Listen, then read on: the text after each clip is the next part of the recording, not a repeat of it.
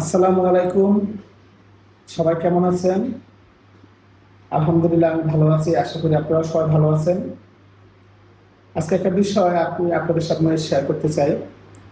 আমার এক শুভাকাঙ্ক্ষী আমার জন্য দুটো ফল নিয়ে আসছে, যে ফলগুলো এখন প্রায় বিলুপ্তর পথে। আমি এই দুটো ফল আপনাদের সামনে একটু দেখাতে চাই এবং এই ফলের কিছু গুণাগুণ আপনাদের সামনে তুলে ধরতে চাই। ফল দুটো হচ্ছে, এখন আপনাদের সামনে একটু দেখাচ্ছি আমি।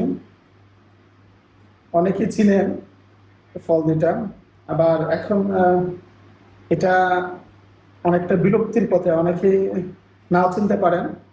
এটাকে কোনো কোনো অঞ্চলে আহ, আতা ফল বা শরীফা নামে ডাকা হয়। ইংরেজিতে আবার একে কাস্টার্ড আপেল বা সুগার আপেল নামে ডাকা হয়। পাকা আতার শ্বাস মিষ্টি হয়ে থাকে। খাওয়ার সময় এই ফল জিভে চিনির মতো দানা দানা লাগে। স্বাদের কারণে নয়, স্বাস্থ্যের জন্য একটি দারুণ উপকারী ফল। আতা ফলে প্রচুর পরিমাণে আমিষ ও শর্করা রয়েছে। এর কিছু ভেষজ গুণাগুণও রয়েছে।